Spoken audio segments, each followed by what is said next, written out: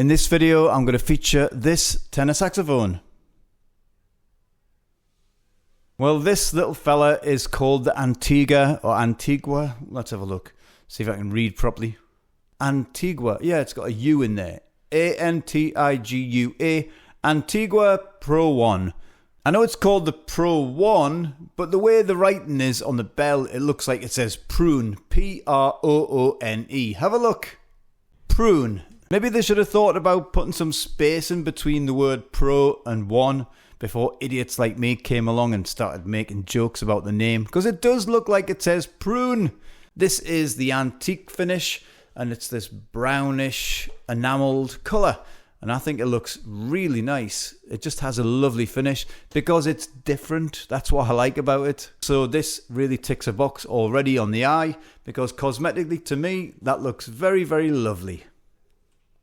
This tenor has a whole host of features which I'm going to go through now, which are not really that you'd get on the normal tenor. So it has things like these 3 key arm things on your low B flat, your B and your C key there, and that's to keep the regulation nice and tight and right, because them sort of keys can go out of regulation quite easy if it gets knocked. But this has some regulation screws on these other 2 arms to lower the front end of each of these keys, so then it stops any potential leaking, although I've just had to adjust this for some potential leaking, which was on the low B flat. So did them treble arms actually work? Answer, no.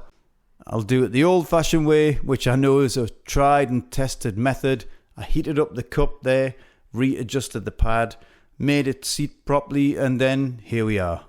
But I get it, it's something different, and maybe it's just for stabilization and not for actually adjusting leaks. The C and E flat keys are a little bit different to normal. You see has this little bulbous extension on there, so that little pinky of yours on your right hand can reach down there and feel very comfortable. The engraving goes all the way from the bell round to the bow area and all the way up the instrument itself, and then it continues on the neck area. It looks very nice, it's very cosmetically pleasing, and I know a lot of people like that sort of thing.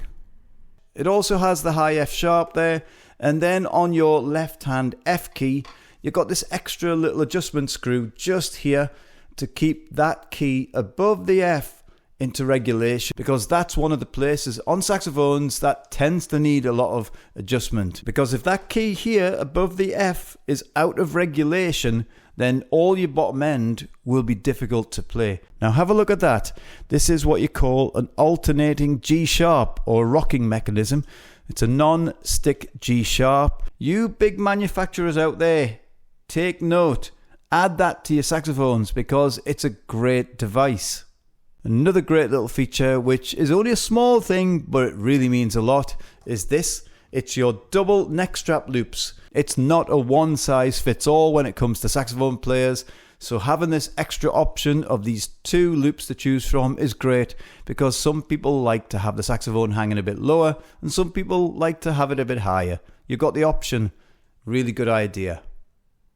Your body to bell brace right here is your typical 3-point connection, 1, 2, 3, and that's pretty standard on a lot of the modern horns now, and it looks nice with that little A in the middle there. That's what I'm assuming it is. It looks like an A for Antigua. This left hand pinky is enjoying this cluster here because it doesn't feel too spread and it doesn't feel too close, although I had to do an adjustment on this because the rubber that goes in between the low B flat key and the C sharp was missing, so it was rattling around, so I just put a bit of rubber in. Done. So let's check out the key layout. It's got a nice ringing sound. Well, now it has after I fixed that leak. Now another interesting feature that this has, which a lot of saxophones don't, well, particularly modern ones, it has rolled tone holes. Well, technically they look like rolled tone holes, but they're not. They're soldered on, because when I took the key work off, I could see that they were soldered on. But the strange thing about this is that the rolled tone hole thing is only happening on the B flat, the B, the C sharp, the C and the E flat. Your left and right keys are just regular, normal tone holes. That's just weird to me. It's almost like they put the rolled tone holes on here and said, I can't be bothered to do the rest of it. We'll just leave it like that. It's very strange. You've got this metal thumb hook. I like that. That's nice and solid, and it feels very good. The angle's actually really nice. It locks your thumb in there, but not in a bad way. It's very comfortable on that right thumb because, you know, we know what it is. Saxophone player thumb. You get this redness around here, and it hurts like hell. This is actually pretty nice.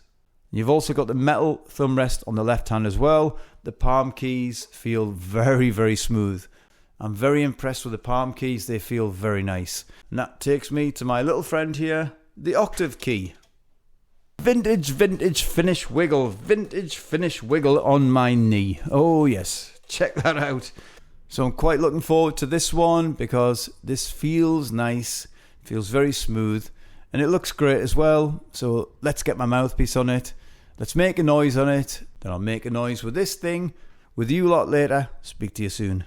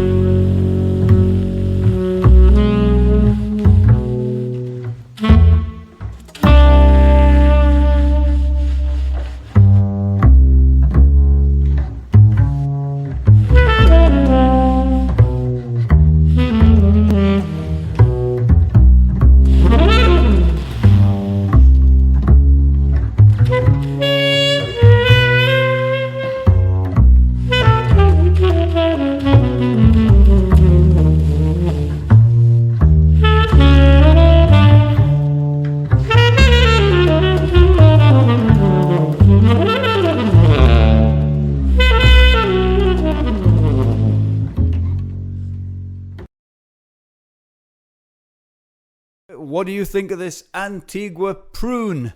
That's its name. Change my mind. It's your turn. That means you got to write some comments in that section below. Let's have a nice chin wag. Left to right. Right. Oh no, that's right and that's left. You know what I mean. Chinwag, you, me, let's have a good old natter in the comment section. So my thoughts on the cosmetics and the features and then the sound. Cosmetics, it looks great. I think it looks absolutely beautiful. I like that finish. Now the features such as this neck strap loop, I like that as well. I actually used the lower one, so yes, that was very handy. The non-stick G sharp is always a very good thing. That's always a tick in the right box for me. Now one strange little thing I noticed was the position of the G near the G sharp key. Now maybe my hands are a little bit bigger, I don't know, but I've never had this issue with any other saxophone. This is the first time, because every time I was going to play G sharp, it felt like the G key was in the way.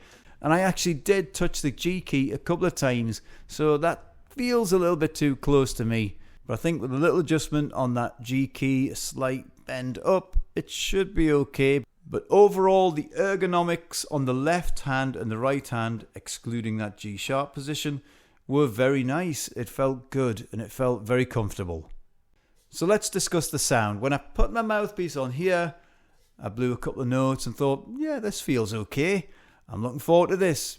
But as my mouthpiece and reed got warmed up, the sound felt as if it was a bit more restricted and a bit more rounder and darker than I was used to. It wasn't a bad sound, but it was way darker than what I was used to, and it wasn't really that inspiring for me to play. It felt a bit too boxed in, feels a bit too dark for my taste.